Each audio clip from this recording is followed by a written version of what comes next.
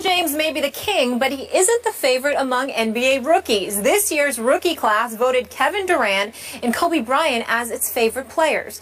Durant won the vote at 21%, edging out Bryant at 18%. In an annual survey of rookies conducted by NBA.com, LeBron James finished third at 15%, and reigning league MVP and NBA champion Stephen Curry tied for fourth with D. Wade, each earning 9% of the vote. Interesting poll here. Stephen A., what does this tell you about the rookies?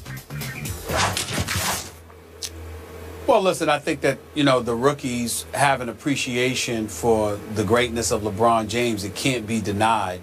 But when you look at Kevin Durant, you see what a sniper he is from long range. When you look at a guy like Kobe, you see the assassin's mentality that he has.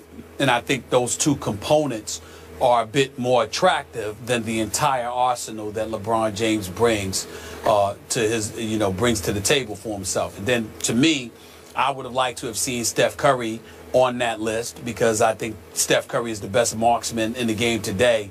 And, of course, you see guys that, they look at Dwayne Wade and they fantasize about Dwayne Wade when healthy, because Dwayne Wade, when healthy, is lethal himself. And you also have to take into account the fact that folks have tired of LeBron James in this respect. We know about his greatness. His greatness is undeniable.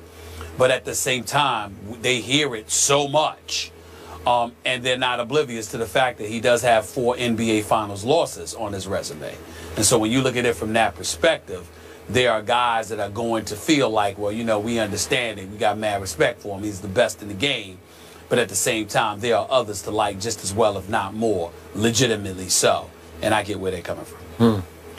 But, Stephen A., in the end, the rookie's appreciation of LeBron James can be denied a little bit, because I got to tell you, I was surprised by this. I would have bet against this, because the two players who received the most votes, KD and Kobe, didn't play last year. So they were kind of out of sight, out of mind. KD played some, obviously.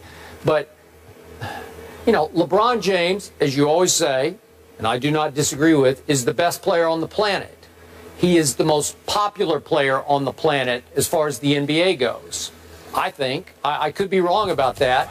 Yet here's the group of incoming rookie stars, if you will. They were college stars, obviously. And they're not paying that much respect to LeBron, because 21% of the vote went to Kevin Durant. I get what you say, long-range sniper and all of the above, and Kobe just on his legacy greatness. I get that at 18. But I'm surprised, and I'm with you on your perception of maybe they're just tired of LeBron. Maybe they see too many LeBron commercials, although Kevin rivals them, because every time I turn on my TV, I see Kevin Durant in another commercial. So in the big, but like you say, he's lost 4 finals. He's been in 6 of the last 9, but he's lost. So does that diminish their respect? I'm talking about just a little bit, because he did get 15% of the votes. But go ahead. Well, I just think that when I say they've tired of him, it's not his fault. I think the media assist in bringing you up and helping to diminish you as well, because it can be an overload. You can saturate the market, so to speak, sometimes. And I think that that's what has happened to LeBron James. There's a lot of great players in the NBA. LeBron James, you have to remember, is a freak of nature. One of the things that you loved about Allen Iverson when he was tearing up the league was the fact that you ran into him.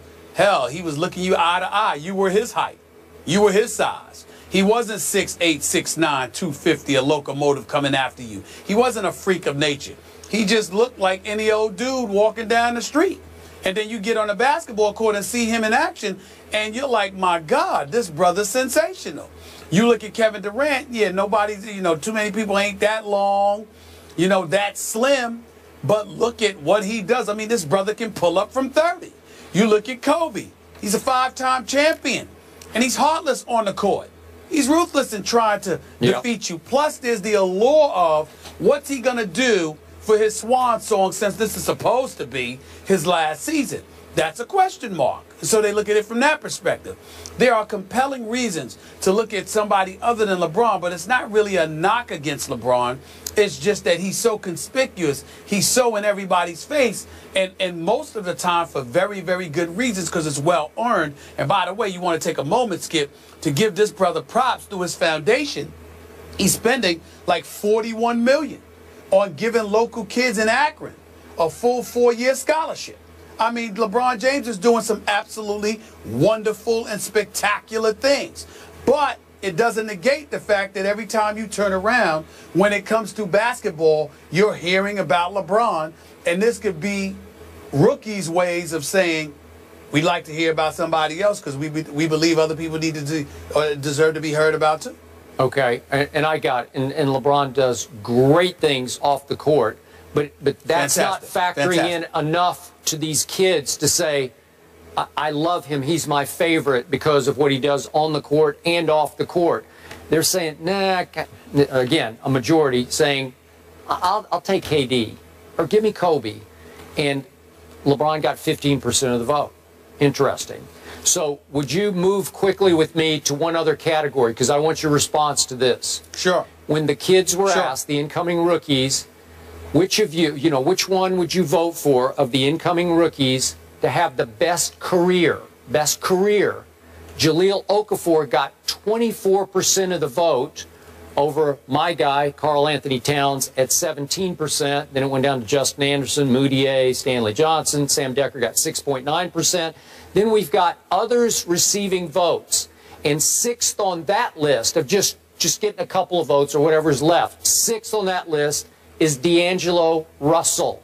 So the Lakers obviously had the opportunity on a silver platter to take Jahlil Okafor, who got 24% of the votes, best career, and they took D'Angelo Russell, who got the sixth fewest others receiving votes. So the players who usually know who can play because they played against each other all through AAU, obviously, and some in college.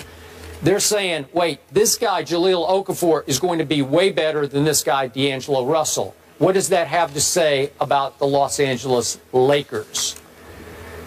What it has to say about the Los Angeles Lakers is that they are not what they used to be, and they damn sure ain't what we thought they should be, because when they drafted D'Angelo Russell, we were under the impression that there was a big man that they were going to get in free agency. So it made perfect sense that they would pass on Jahlil Okafor. But once they couldn't get anybody, once none of the big men wasn't willing to come there, including Greg Monroe from Detroit, then you realize that the Lakers may have made a mistake. Now, I know for a fact that Kobe loved the pick, and D'Angelo Russell gets mad respect from NBA player personnel directors who say that he's 3 steps ahead of everybody in terms of being a floor general and an orchestrator. This dude knows how to run the show, but you got to have cats that actually know how to play and can do something with the ball, because he's going to get it to you.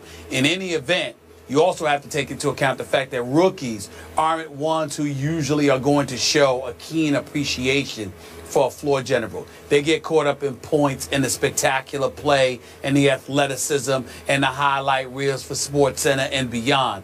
They don't really get caught up in somebody that's a John Stockton type dude in terms of being a floor general and knowing how to be a floor orchestrator. That's not something that they tend to lean towards favorably. So you can look at it from that perspective and relatively dismiss their criteria and evaluation. I hear everything you just said. Those are all fair points. But I told you going into the draft, I'm not a huge fan of D'Angelo Russell's. I'm a little bigger fan of Towns than Okafor, but you loved Okafor, and I think the Lakers made a huge, huge mistake here. Even though what you said, if they had their eyes on some free agent big man and it didn't work, I get that. But it really didn't work. So long as Okafor is healthy, he will be a 20-10 player for a decade. Hard to pass up. Skip, you segued for me nicely, which I appreciate. You talked about a better career. Let's talk about 2 guys who take the field tonight, not in the same game. Who will have a better career, Johnny Manziel or RG3? We'll get into that one in a minute. Stay here.